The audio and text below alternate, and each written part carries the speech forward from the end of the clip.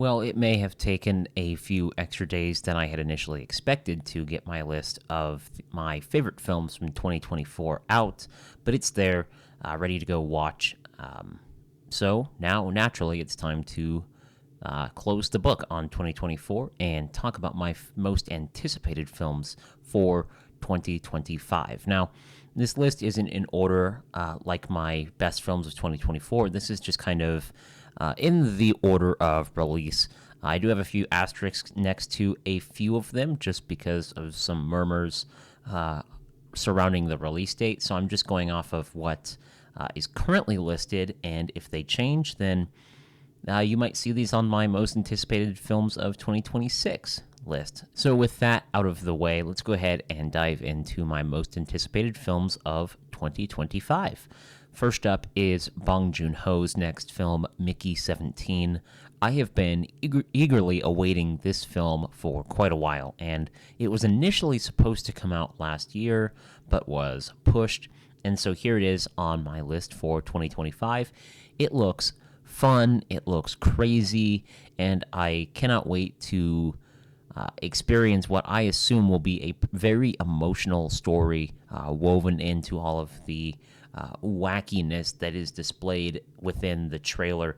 Robert Pattinson looks like he's having the time of his life, and it's Bong Joon-ho, the director of Snowpiercer, Parasite, a lot of great films. So whenever he comes out with a film, I can't help but be excited for it. So Mickey 17 kicks off this list. Next up is Sinners, the new film from director Ryan Coogler and starring Michael B. Jordan and Michael B. Jordan. I'm trying to stay away from a lot of the promotional material for this film because I really don't want to know too much about the story. And the little teaser I did happen to see didn't give much away, so I can't wait for this one. It looks creepy.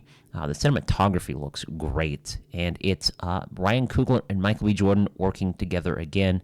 Fruitvale Station is excellent from a few years ago. Creed. So this is a partnership that, kind of like Mickey 17, whenever Bong Joon-ho does something, whenever Ryan Coogler does something, it warrants my attention. Next up is Mission Impossible: The Final Reckoning. This is a series that I have enjoyed quite a bit.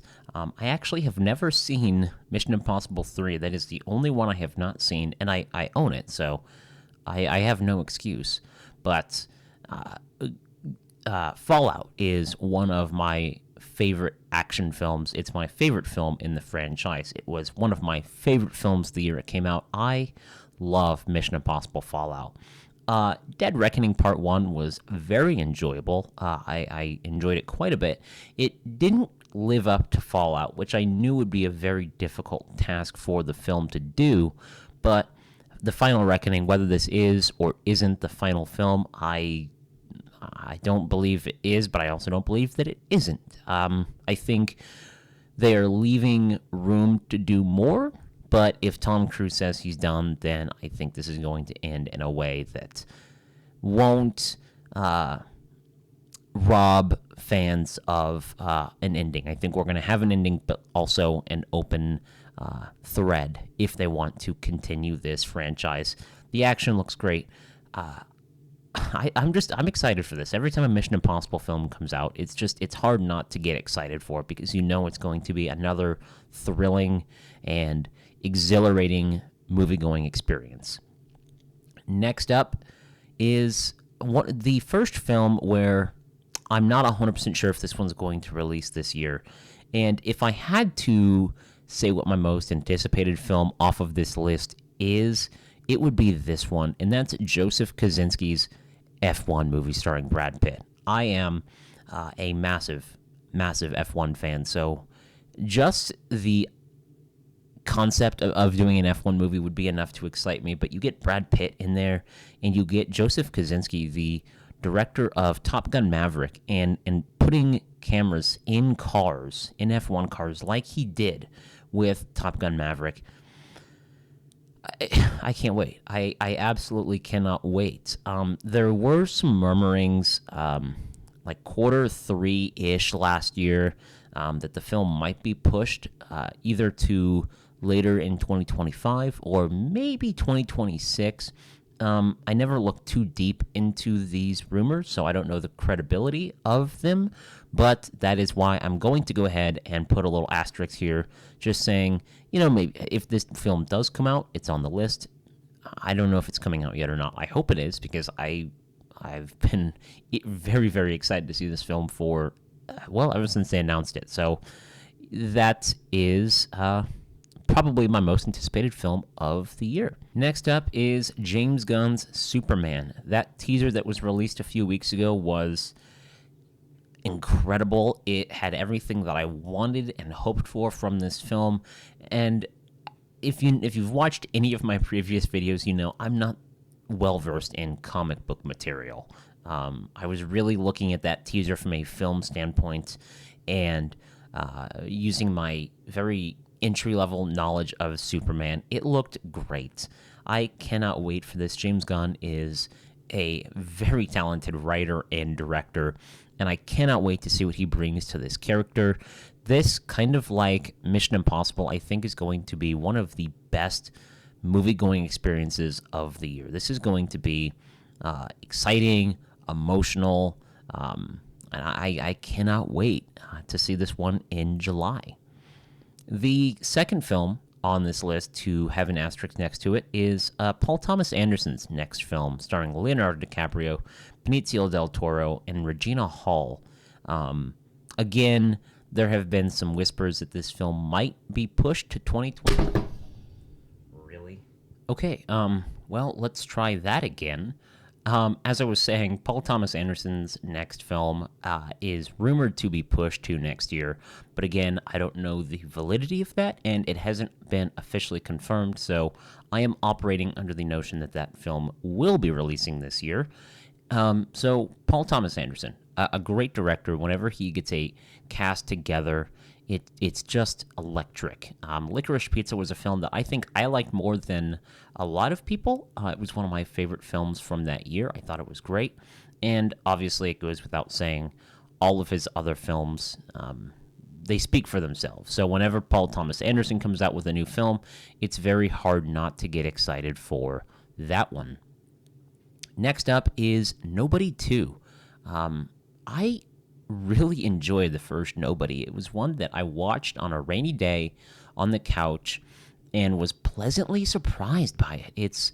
It's fun, it moves quick, the action is bloody and intense, and Bob Odenkirk in the role is just a lot of fun to watch. So when they announced that they were actually doing a sequel, which I didn't expect, I was immediately on board. I can't wait to see how they continue this story and what they do with Bob Odenkirk and his father, if I remember correctly. I think it's his father he teams up with at the end of the first one. Can't wait to see all of that crazy action go down once again this year. Next up is the Michael Jackson biopic that'll be coming out probably closer to award season. I imagine it'll get pushed just a tiny bit to bump up a little bit closer to award season. This is a very tricky film to approach, but I think it is going to be done in a very grounded way. They have said that they're going to touch on the controversy that went on throughout Michael Jackson's life. I'm curious to see how they're going to do that, but I also expect plenty of great concert moments. I'm very interested to see what Michael Jackson's nephew does playing his uncle in this film. I'm just very curious to see how this film is approached and handled from everybody involved.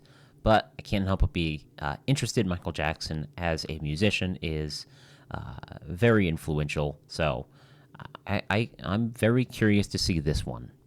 Next up is a film remake that I don't know anything about, and that is Edgar Wright's The Running Man, starring Glenn Powell. I have not seen the original, and I don't know this story hardly at all. But you get Edgar Wright teaming with Glenn Powell. That's... I mean, come on. Glenn Powell is one of the biggest stars out there right now, Edgar Wright is one of my favorite filmmakers. I cannot wait to see how these two work together. So that's really all I'm going to say about The Running Man, just because I don't know much about the story. But you got those two involved? Sign me up. Next up is Zootopia 2.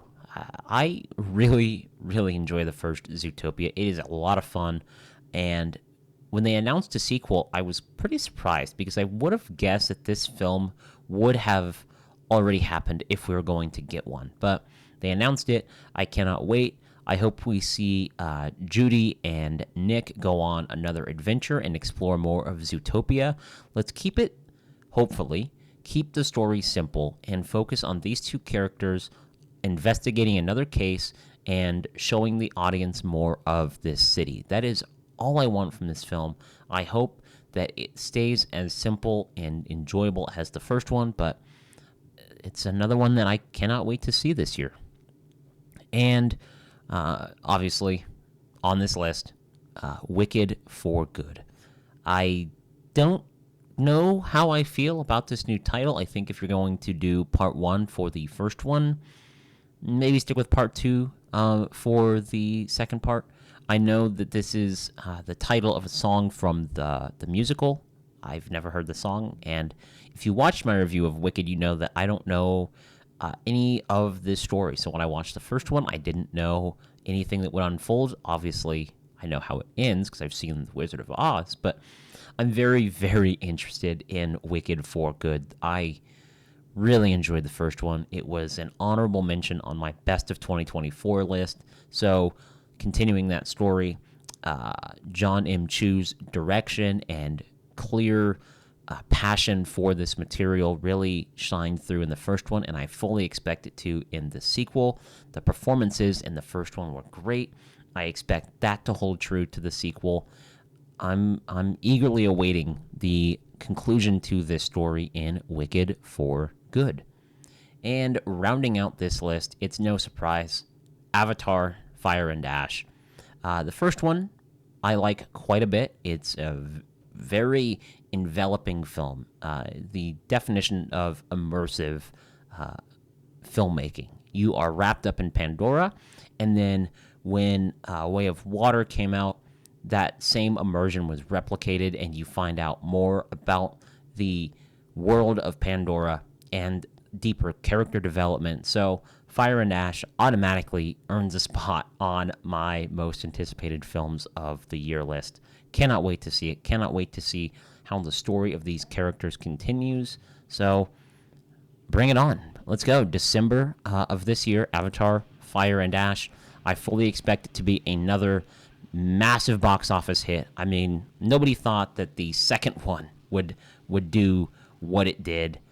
So I fully expect Avatar, Fire and Ash to maybe not hit the highs of the first or second Avatar financially, but that it's going to be very, very close if the quality of this film holds to that of 1 and 2. So what are some of your most anticipated films for 2025? Let me know in the comments down below. Thank you so much, as always, for watching this video. Feel free to hit that subscribe button if you want to see more from me. And as always, I will see you in the next one. Thanks for watching.